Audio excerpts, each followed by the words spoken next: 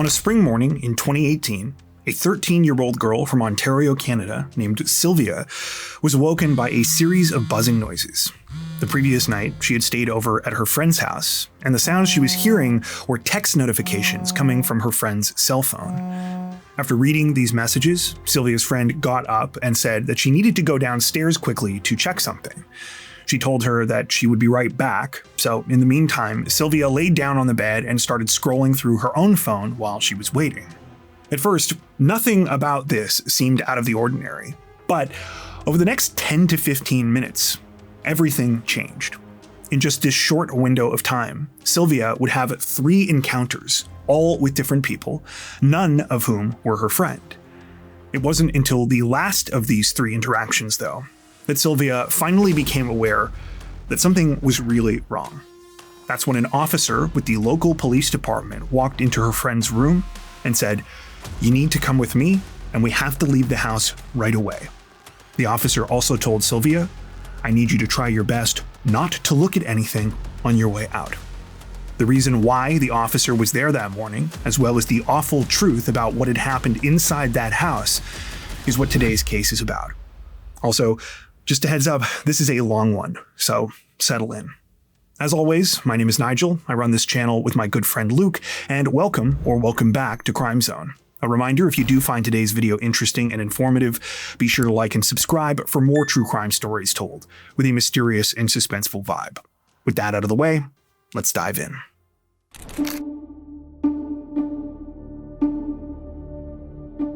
On March 13th, 2018, 13-year-old Krissy Pejcinovski was looking forward to a fun evening. It was a Tuesday night, but it was also the middle of March break. And because Vana had the week off from school, her mom had said that she could have a sleepover. Vana and her family were from the large town of Ajax, Ontario. For those not super familiar with Canadian geography, Ajax is in Durham region and is considered part of the Greater Toronto Area.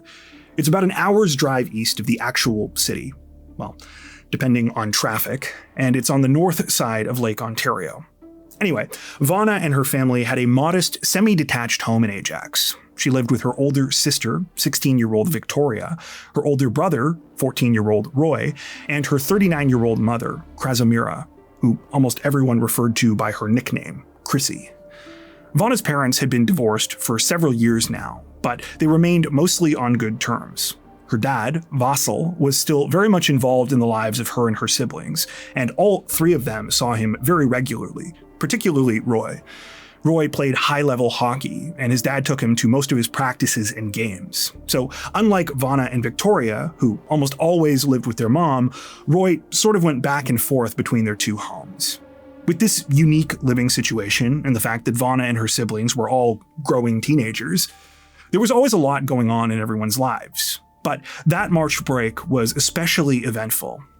Since Vana's older sister Victoria was 16, she was taking advantage of her time off from classes to attend a driving school program.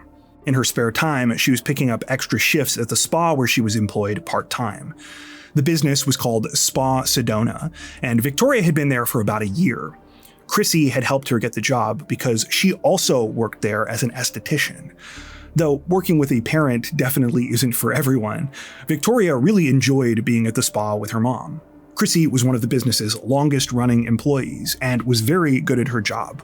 Over the last decade, she built up one of the most loyal client lists out of anyone there.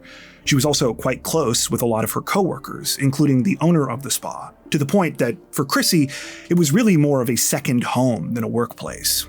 Roy, meanwhile, was in the middle of playoff season with his AAA hockey team, the Don Mills Flyers. By all accounts, he was an incredibly talented player.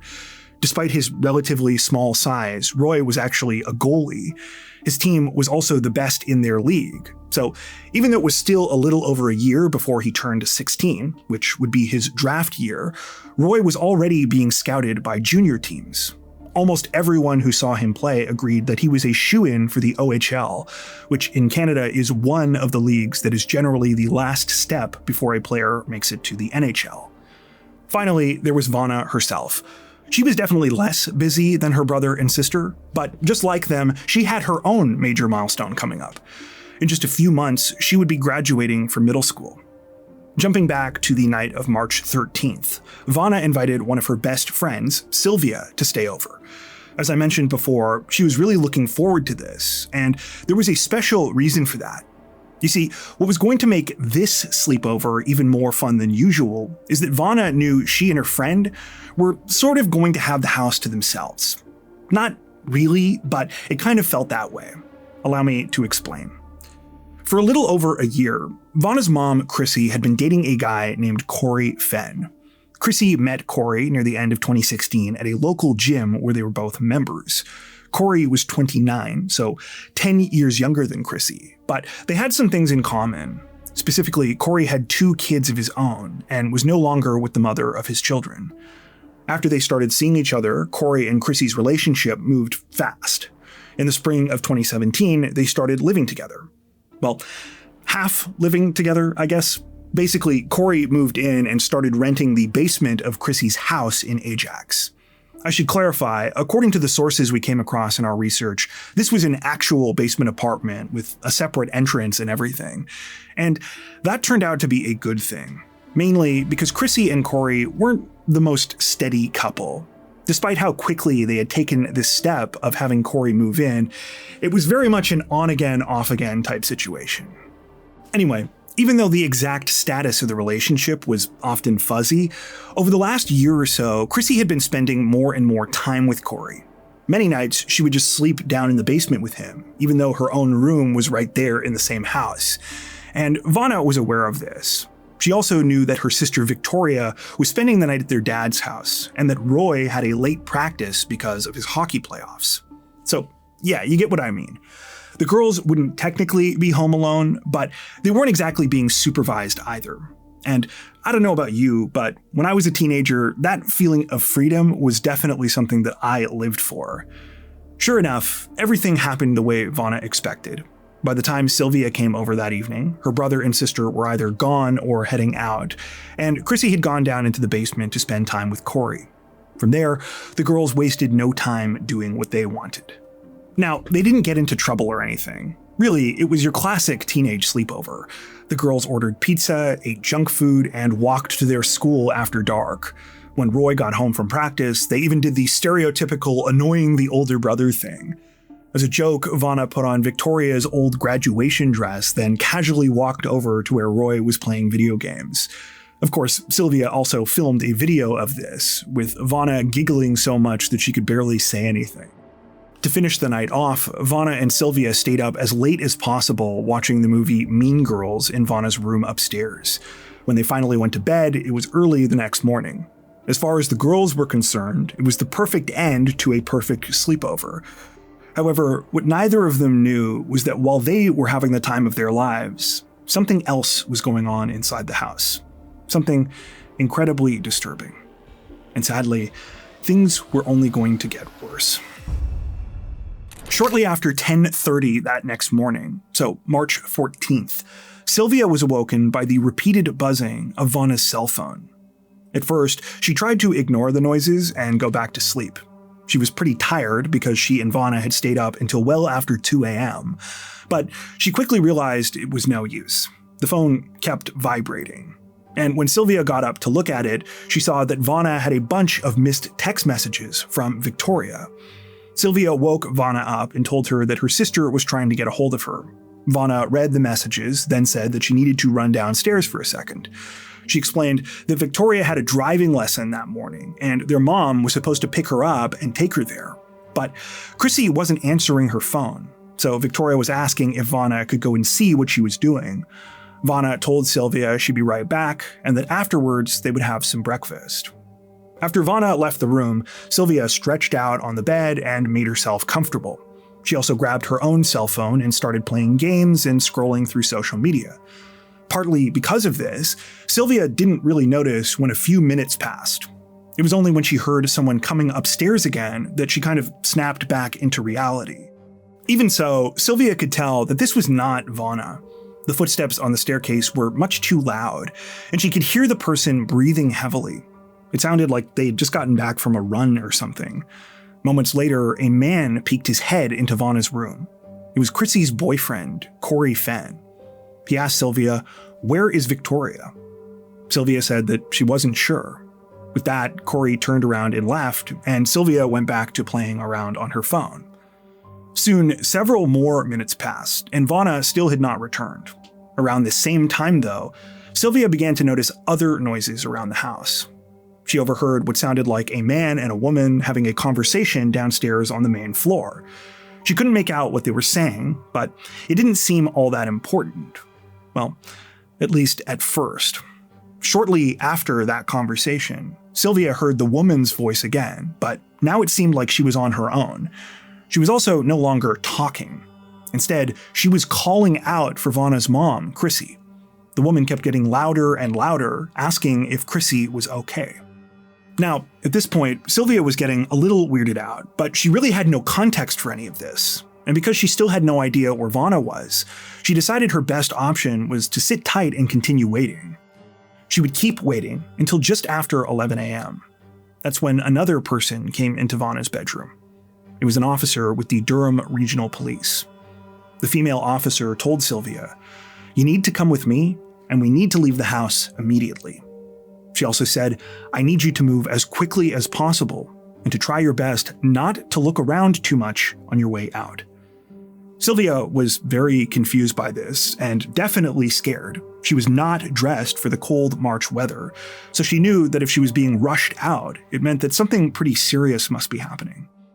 When Sylvia made it outside, she found a woman standing there who she didn't know, but who she soon learned was the person she had heard calling for Krissy a few minutes earlier. Her name was Sherry Robinson, and as it turned out, she had a much better understanding of what was really happening that morning. I mentioned earlier that Krissy Pejcinovski worked at a local spa in Ajax called Spa Sedona. Well, Sherry Robinson was the owner of the business, and she was one of the people there that was closest to Krissy. Because of that, she knew a fair amount about what was going on in her life. For the 10 years that Krissy had worked at Spa Sedona, she had been one of Sherry's best employees. Krissy was always extremely well put together, she was professional, and she had an incredible way with her clients. She was also just a very fun person to be around. Krissy was kind, friendly, and you could tell when you talked to her how much she genuinely cared about other people. In a lot of ways, she had helped to build that sort of close family atmosphere that the spa was known for. But several months ago, Sherry and a bunch of Krissy's other coworkers started to notice a change in her. She became more withdrawn, less chatty, and just less like herself. At first, this was subtle.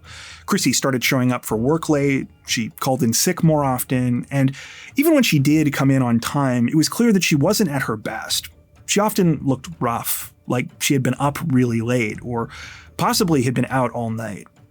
In just a short span of time, the changes got more dramatic, especially when it came to Krissy's appearance.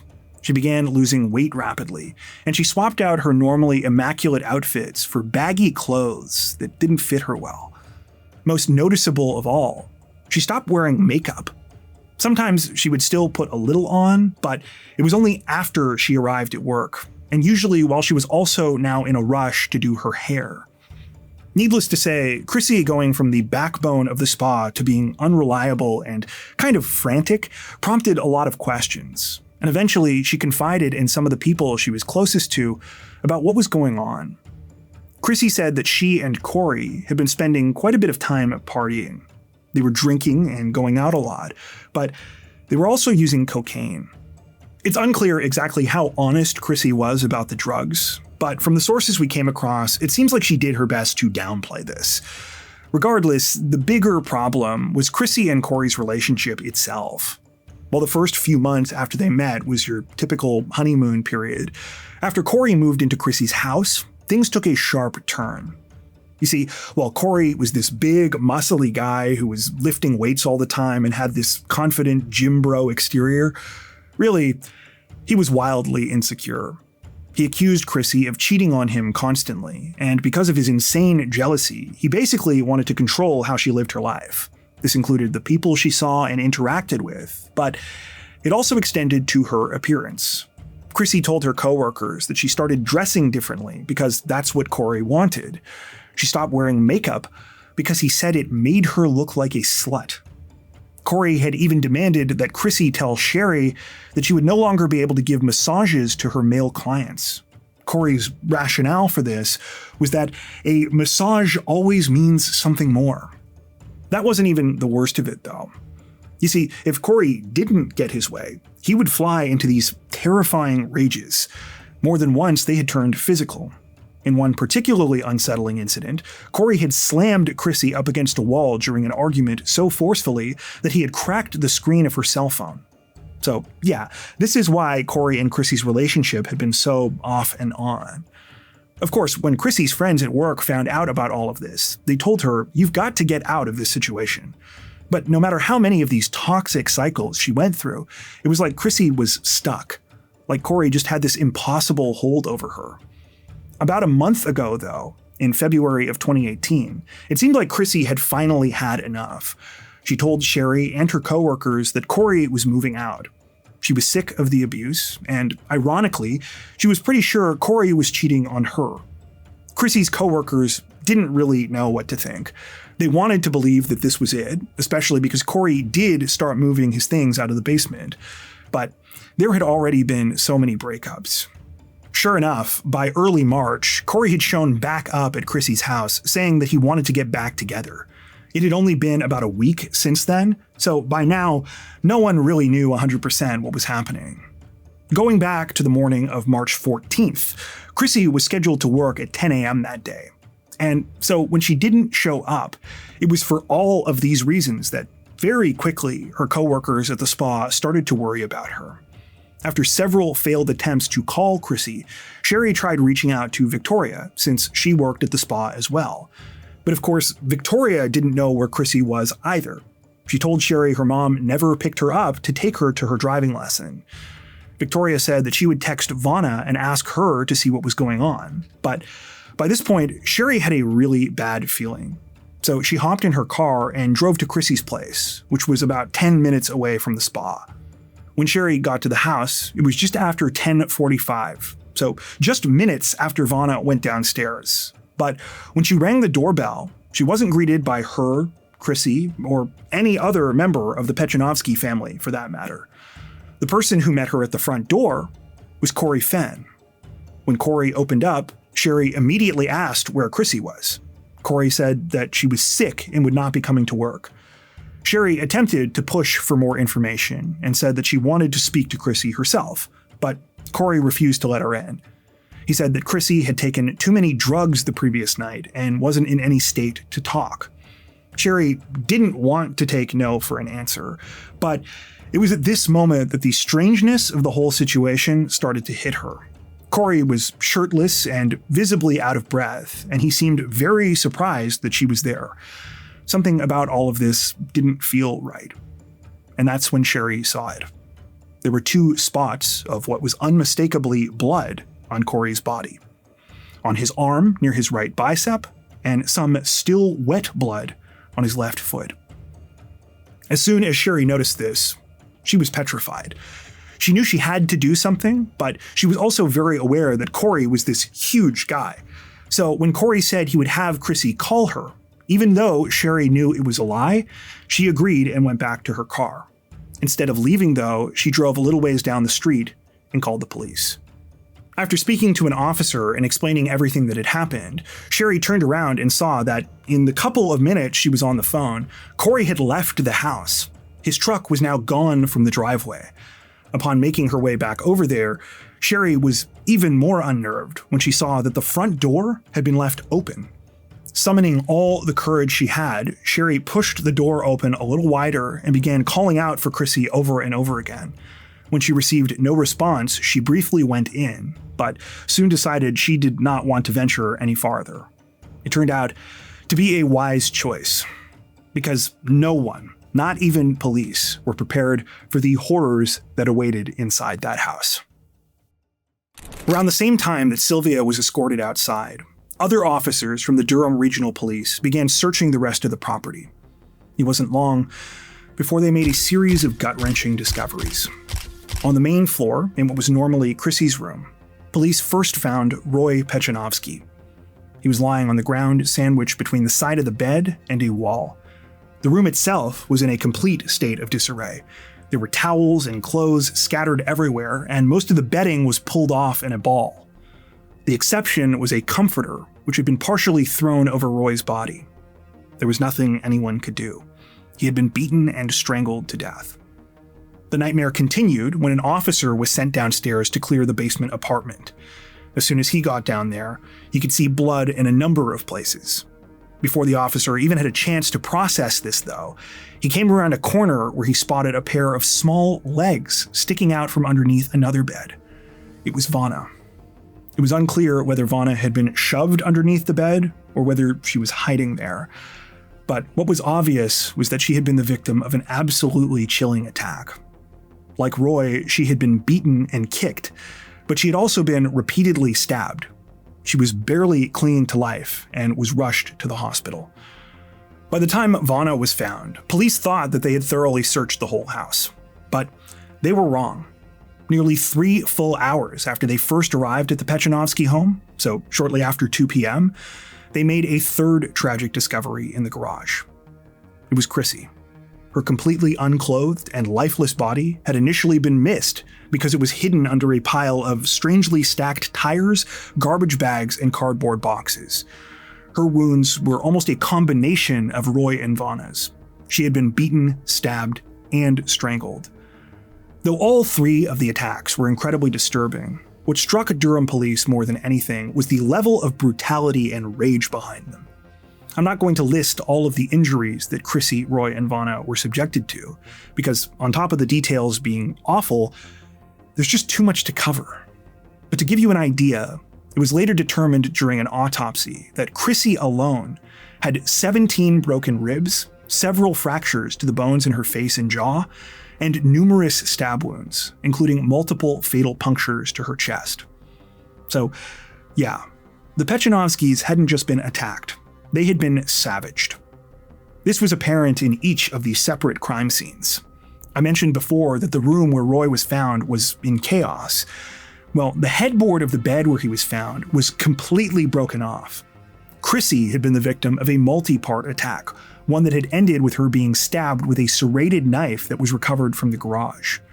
And while she technically suffered the worst injuries, it was the attack on Vana that was arguably the hardest to stomach.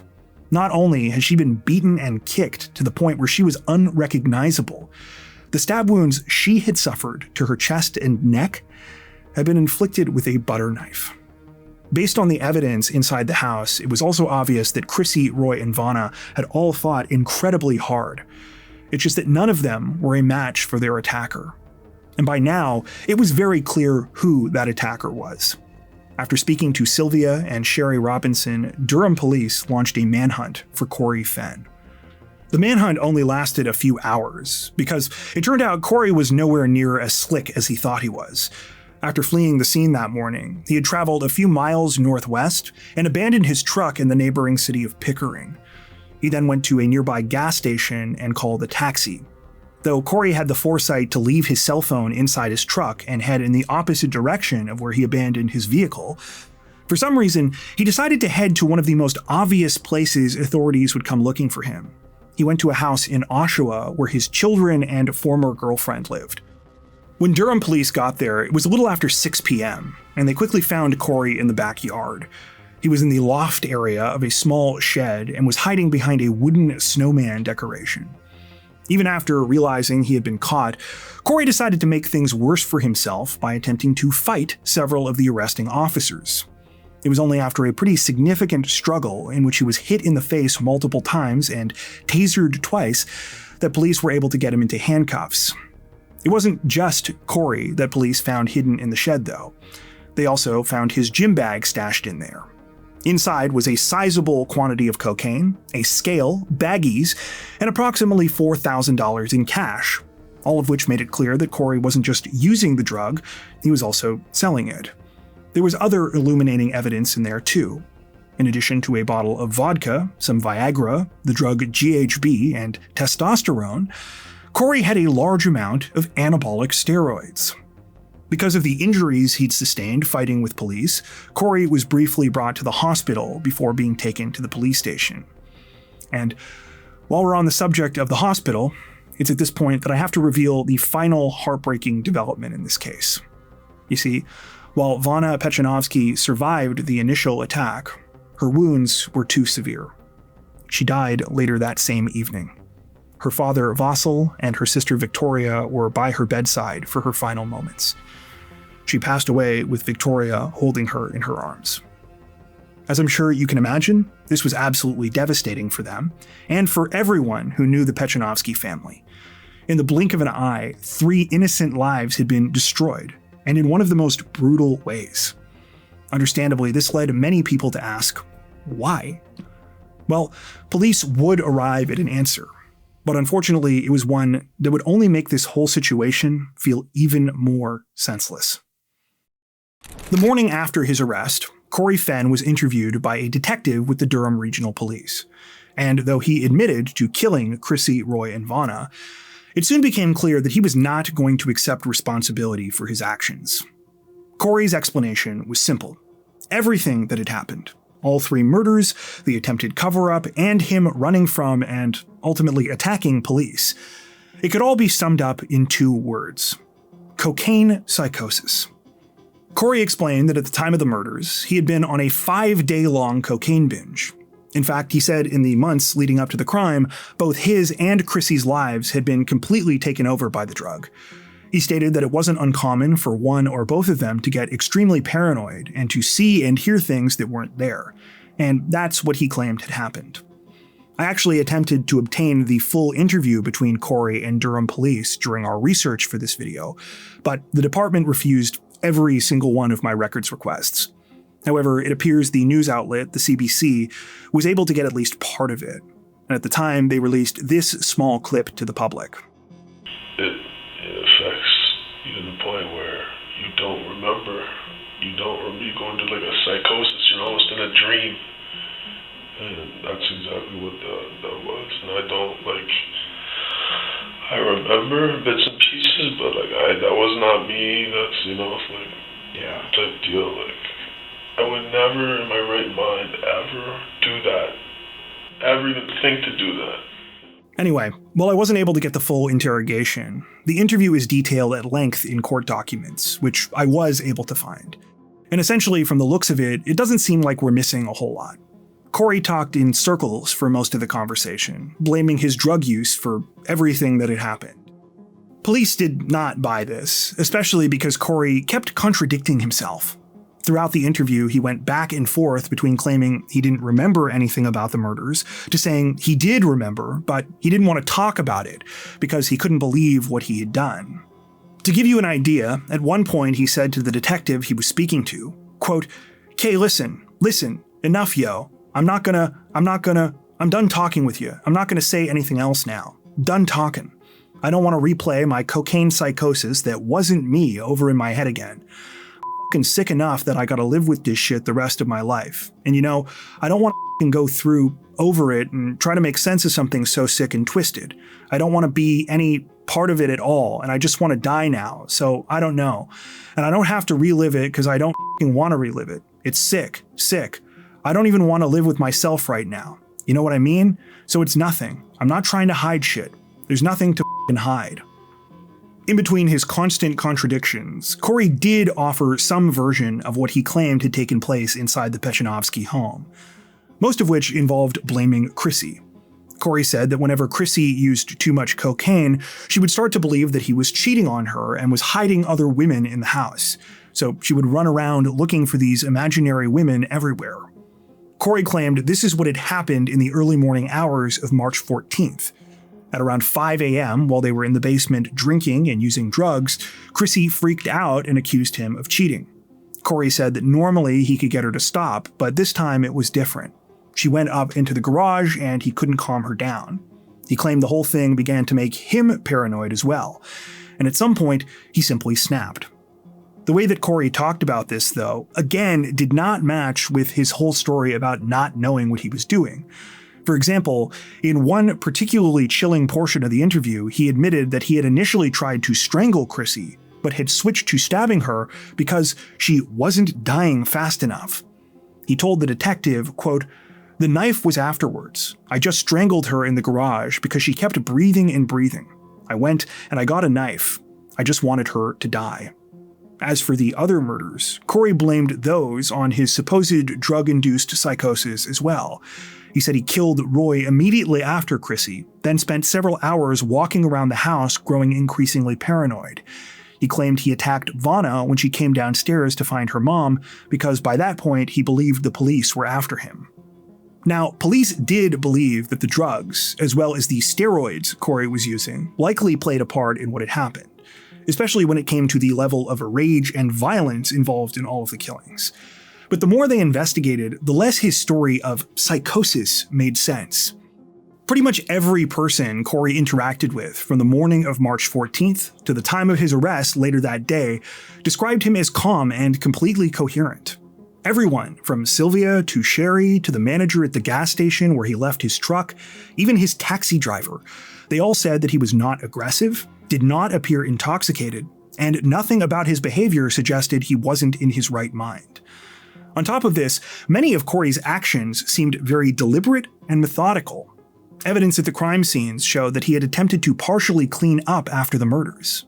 He had tried to get Sherry Robinson to leave when she came to check on Krissy.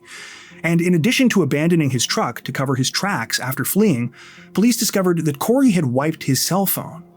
Crucially, the phone had been wiped and reset just after 5 a.m. So after he had killed Krissy and Roy, but before he had killed Vanna. Let's not forget that there were 5 full hours between Krissy and Roy's murders and Vanna's. So that was a lot of time for anyone to buy that Corey had no idea what he was doing. But the most damning evidence of Corey's true state of mind was what he said when he spoke to Sylvia. He was looking for Victoria, almost certainly because he was intending to kill her as well. He was also clearly being selective about his victims. He could have easily murdered Sylvia, but he didn't. And he did not try to attack Sherry Robinson either. To investigators, these were all telltale signs that Corey was thinking and planning ahead. Speaking of Victoria, it was when detectives interviewed her that the final pieces of this awful puzzle fell into place. Because she had some information that made all of this fit together much better than what Corey Fenn had told them. Victoria said that the night before, so March 13th, she had not initially planned to stay over at her dad's place. She only went there because she was mad at her mom. Victoria said that earlier that evening she had been making some food at the house when she realized one of the utensils she needed was missing. Assuming that her mom or Corey might have used it, she went into the basement looking for it. But when she got over to the kitchen area down there, she instead found a block of cocaine. Victoria was really angry about this, and she went and she confronted her mom. She told Krissy, "Listen, we cannot have illegal drugs in the house. You need to tell Corey to get out once and for all, or I'm going to the police." Krissy assured Victoria that the relationship was over and that she was going to tell Corey to leave. She said she planned to break the news to him that night. Victoria said okay, but she was still annoyed, so she went to her dad's place not long after. As soon as police heard this, they were confident that this was the thing that had actually set Corey Fenn off. They theorized it probably took Krissy a few hours to work up the nerve to tell Corey that they were done for good. Now, Krissy knew better than anyone what a violent temper Corey had, but even she obviously hadn't predicted how badly this could go. Investigators believe that when Krissy told him he needed to move out, he flew into a rage and decided to take out his anger on her and all of her children. Police further concluded that after murdering Krissy in the garage, Corey had gone into the room where Roy was, likely attacking him while he was in bed. He then spent several hours attempting to hide what he had done. Throughout this whole time, Vanna and Sylvia were asleep upstairs, completely unaware that Krissy and Roy were already dead. When Vanna went downstairs around 10:30, she had no idea what she was walking into. And if Victoria had been in the house, there was a very strong possibility she would have been dead as well. Despite all of this evidence, it seems police did not believe they could successfully prove the entire crime was premeditated. So Corey was charged with 3 counts of second-degree murder. Because this was such a high-profile and complex case, it was slow to make its way to court. It was further delayed by the pandemic, but perhaps more than anything, it was delayed by Corey Fenn. You see, even though it was abundantly clear by this point what had happened and who was responsible, Corey took it upon himself to do everything possible to obstruct the proceedings. Despite initially asking for legal aid, he ended up firing his lawyer and asking for a judge-only trial where he would represent himself. This was granted, but the judge in the case appointed Corey's former lawyer, Mary Kremer, as an amicus curiae, or friend of the court. Essentially, she was there to assist Corey so that he couldn't turn around later and claim that he hadn't gotten a fair trial due to his own incompetence. From the sounds of it, Kremer really had her work cut out for her. Because despite her best attempts to basically babysit Corey during the triple murder trial and provide him with some type of defense, he fought her at every turn. Kremer wanted to argue that Corey was responsible for the killings, but that given the mitigating factors such as drug and alcohol use, he was guilty of the lesser crime of manslaughter. However, Corey insisted on trying to completely avoid accountability. He continued on with the whole cocaine psychosis thing, telling the judge that he was not guilty because he was not in control of his body at the time of the crime. To give you an idea of what this looked like in court, here's an example.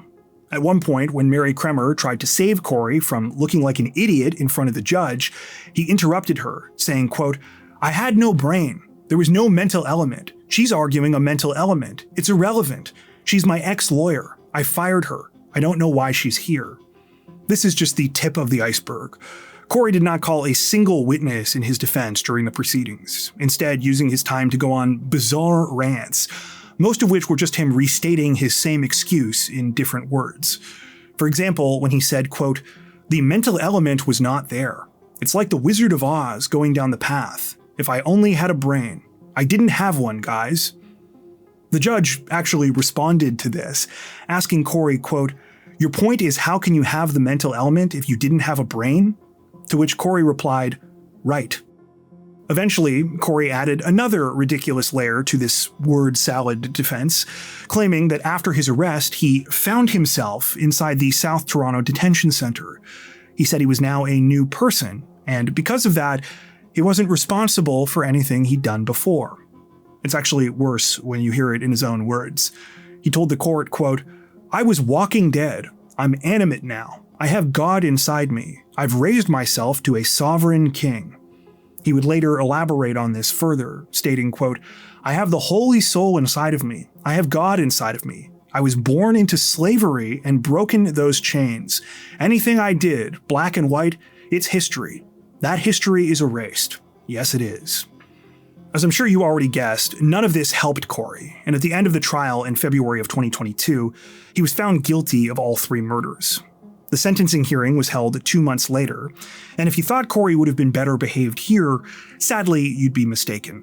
He continued on with all that sovereign king garbage, and was now additionally referring to himself as a prisoner of war.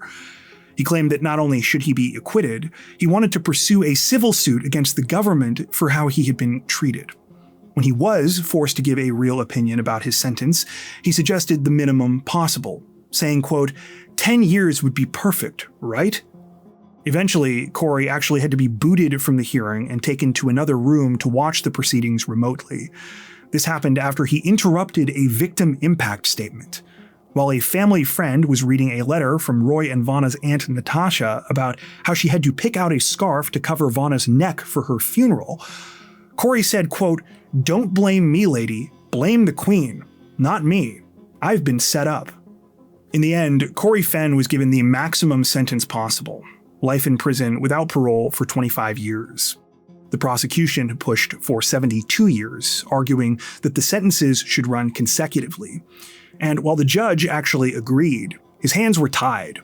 A recent Canadian Supreme Court decision ruled that consecutive sentencing like this was unconstitutional.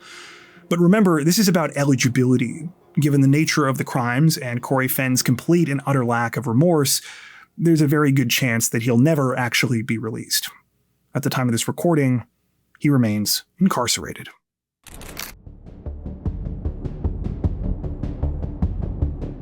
There's so much that I could say about this case. Well, clearly, because this is one of the longest videos we've ever released on this channel. But instead, I want to focus on one element of this story that I find particularly tragic.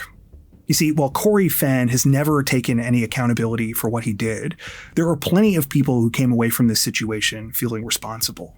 People who never should have. There was Roy and Vanna's father, Vassal, who reportedly cried in bed for days after being told about the murders. There was Sherry Robinson, who not only thought of Krissy like a daughter, but who was haunted by the guilt of whether she could have saved Vanna's life if she had gotten to the crime scene sooner. It seems the person who blamed themselves the most, though, was Victoria. She felt that as the older sister, she should have been there for Roy and Vanna when they needed her the most.